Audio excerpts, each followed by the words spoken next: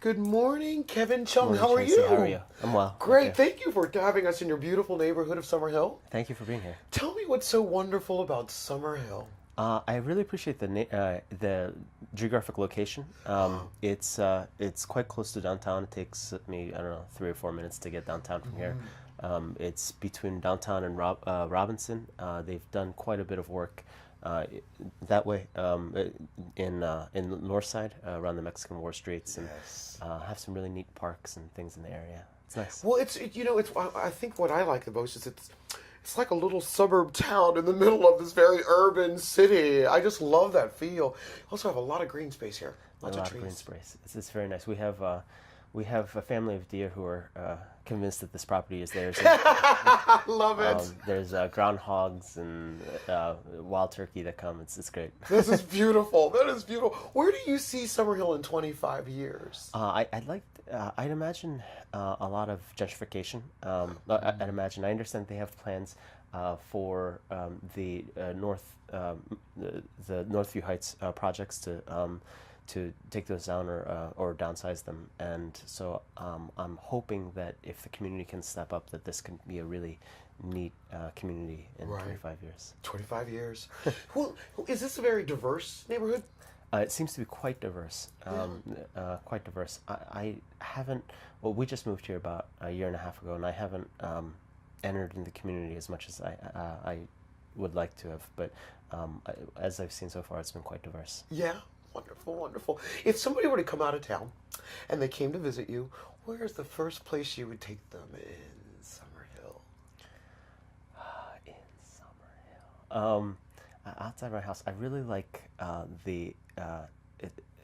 don't know if it's quite Summerhill, but the duck pond on North Park. You take a bag of bread, and it's just great. Just feed the ducks. Take the kids. Yes, it is. I love that place. Yeah. I find it very peaceful. When the Canadian geese come in the late fall, it's not so fun, but any other time, it's a good time. Yeah. I love it. I love it.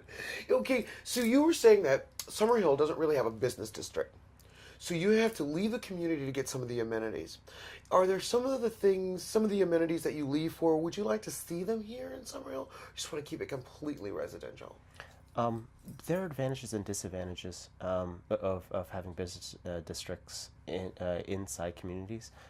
If you do them strategically and do them well, like the Squirrel Hill Business District, for instance, it can be quite nice. It can also be done poorly, like East Liberty did them in the 50s and 60s, or like Wilkinsburg did it in the 20s and 30s. So I think it all depends on how strategically you do that. Oh, it's planned from the very, very beginning. Looking at all sides. I think you'd have to investigate all those neighborhoods to come up with the best plan. Right. East Liberty's the East Liberty plan that has recently come to fruition. That plan, as I understand it, was like 60 years old or something. Yes. And they're just now seeing some of the fruits of that. That labor. That's what I'm saying. When you say, like, ask somebody, what is your neighborhood going to look like in 25 years? People are like, I have the slightest idea.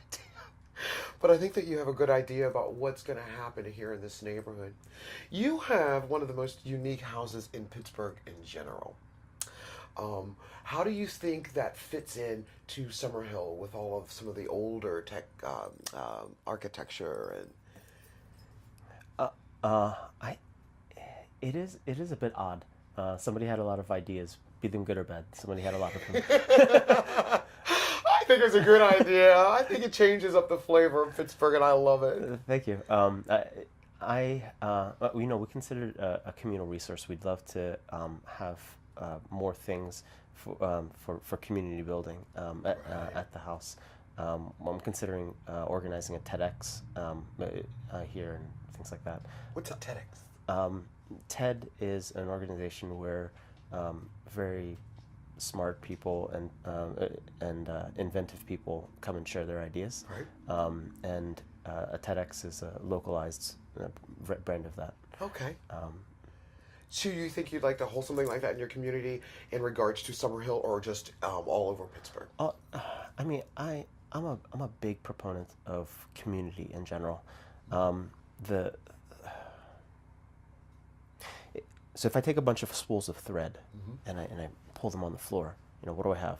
Well, I guess I have a mess. A big pile of pulled thread. What I don't have is I don't have fabric. Right. In order to have fabric, you need all these threads need to be woven, under, over, through every other piece, and the more you go through that process, the higher the count of thread is, the stronger, the warmer, the nicer, the more useful the fabric is. Right. And so I think in the same way, the community is designed for the people to pour their lives, their resources, their energy, their time over, under, through, into all the other threads.